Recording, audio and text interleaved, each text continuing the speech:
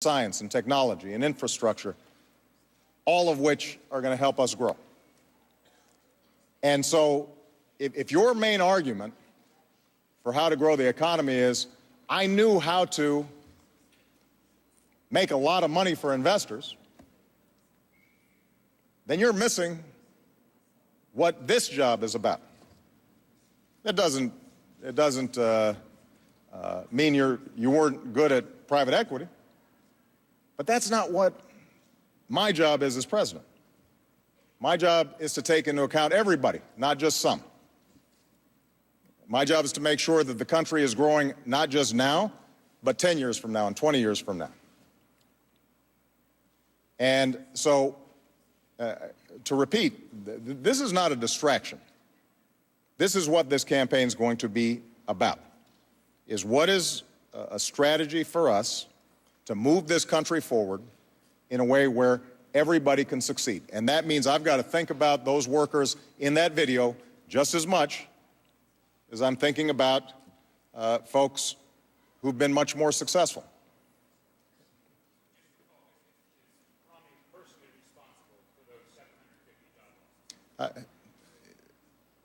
What I would say is that Mr. Romney is responsible for the proposals he's putting forward for how he says he's going to fix the economy.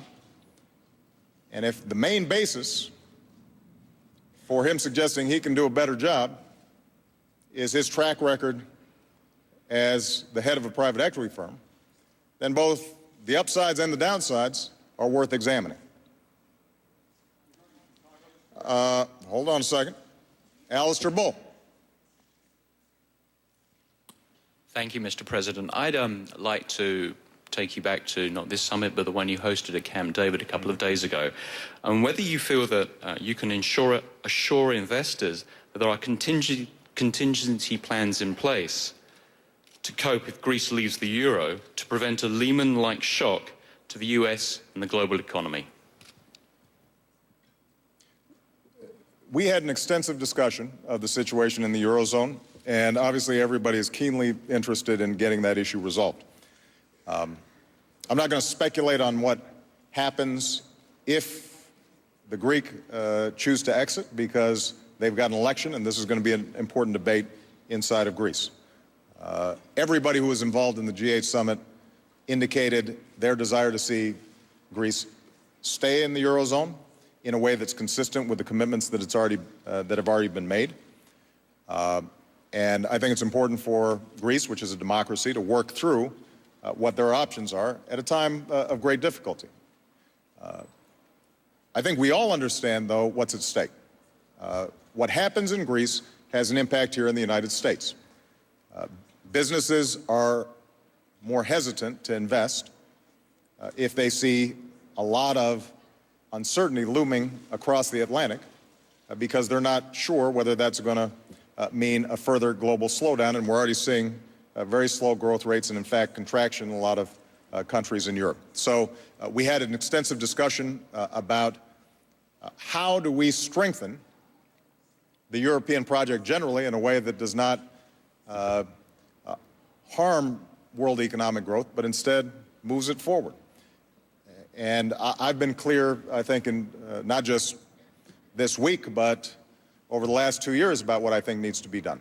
We've got to put in place firewalls that ensure that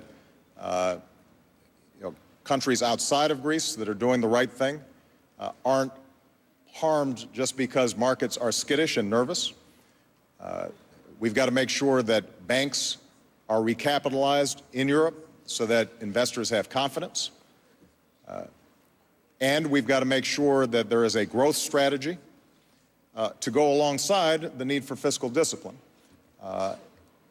as well as a monetary policy that is promoting the capacity of countries like a Spain or an Italy that have put in place some very tough targets and some very tough policies to also offer their constituencies a prospect for the economy improving, job growth increasing, incomes expanding, even if it may take a little bit of time.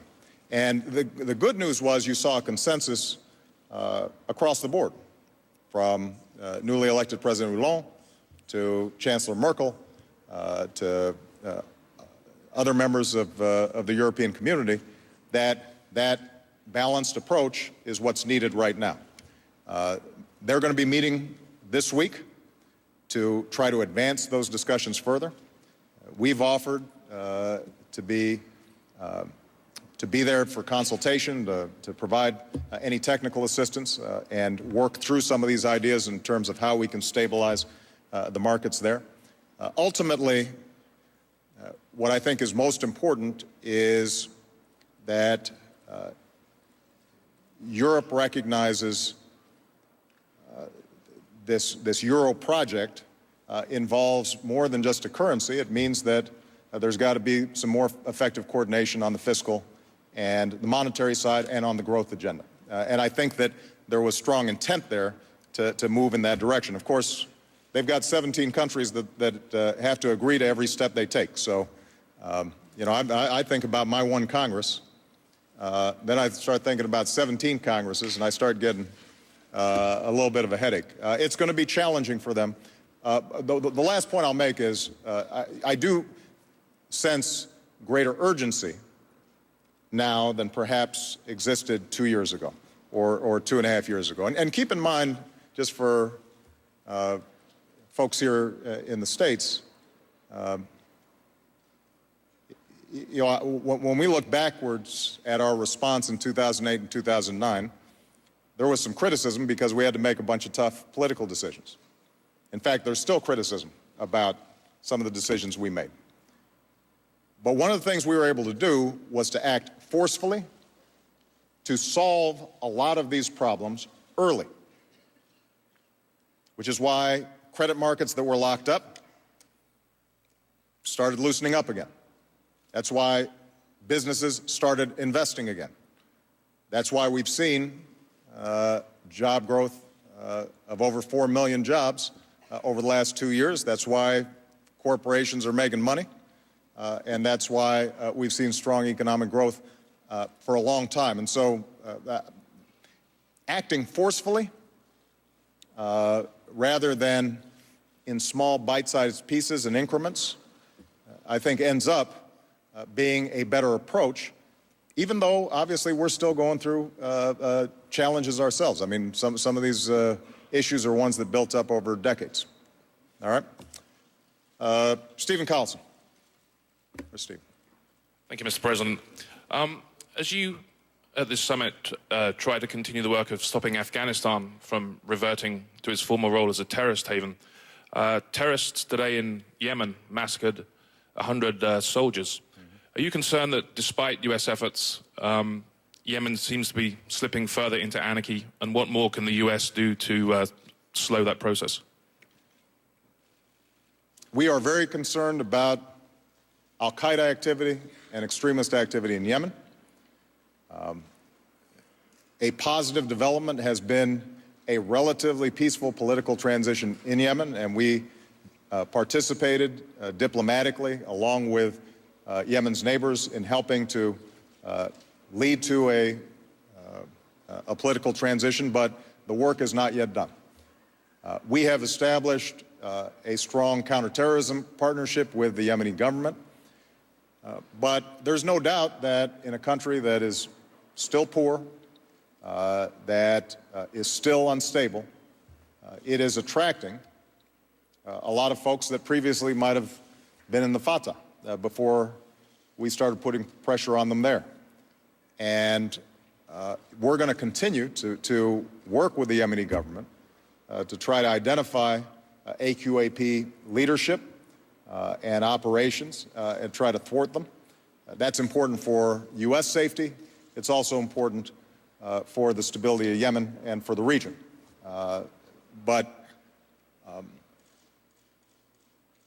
You know, I think one of the things that we've learned from the Afghanistan experience is for us to stay focused on the counterterrorism issue, to work with the government, to not overextend ourselves, you know, to operate smartly in dealing with these issues. And it's not unique to Yemen, by the way. I mean, we've got similar problems in Somalia, what's happening now in Mali, and the Sahel. And so this is part of the reason why not only is NATO important, but these partnerships that we're establishing is important, because there are going to be times where these partners have more effective intelligence operations, more diplomatic contacts, et cetera, in some of these parts of the world where the state is a little wobbly, and you may see terrorists attempting to infiltrate or set up bases. I'm going to call on Jake Tapper, because Jake Carney told me that you've been talking to some of our troops in Afghanistan, and since so much of the topic of this summit has been on Afghanistan, obviously none of this would be working were it not for the extraordinary sacrifices that they're making. So, thanks, Mr. President. I appreciate it. I put out an invitation for some troops and their families that I know, and I'll just give you 2 or 3 of them. Mr. President, if this handoff and withdrawal prove premature, what plans are in place for dealing with an Afghanistan that's fallen apart or is possibly again under Taliban rule? And I'll just do one more.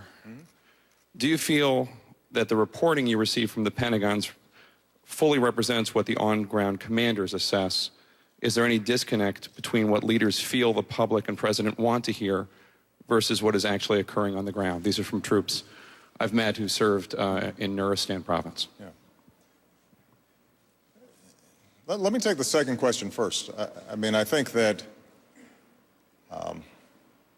one of the things that I emphasize whenever I'm talking to John Allen or the Joint Chiefs or any of the officers who are in Afghanistan is I can't afford a whitewash. I can't afford not getting the very best information in order to make good decisions. I should add, by the way, that the danger a lot of times is not that anybody's purposely trying to downplay challenges in Afghanistan. A lot of times it's just the military culture is we can get it done. And so their thinking is, how are we going to solve this problem, not, boy, why is this such a disaster? That's part of the reason why we admire our military so much and we love our troops, because they've got that can-do spirit. But I think that we have set up a structure that really tries to guard against that, because even in my White House, for example, I've got former officers who have been in Afghanistan who I will send out there as part of the national security team of the White House, not simply the Pentagon, to interact and to listen and to go in and talk to the captains and the majors and the corporals and the privates to try to get a sense of what's going on. And I think the reports we get are relatively accurate in the sense that there is real improvement in those areas where we've had a significant presence. You can see the Taliban not having a foothold, that there is genuine improvement in the performance of Afghan national security forces, but the Taliban is still a robust enemy, and the gains are still fragile, which leads me then to the second point that you've made in terms of premature withdrawal. I don't think that there's ever going to be an optimal point where we say this is all done, this is perfect, this is just the way we wanted it, and now we can wrap up all our equipment and go home.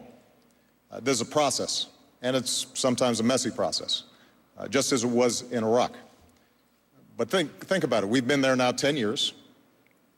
We are now committing to a transition process that takes place next year, but the full transition to Afghan responsibility is almost 2 years away. And the Afghan security forces themselves will not ever be prepared if they don't start taking that responsibility. And frankly, the large footprint that we have in Afghanistan over time can be counterproductive. We've been there 10 years, and I think, no matter how much good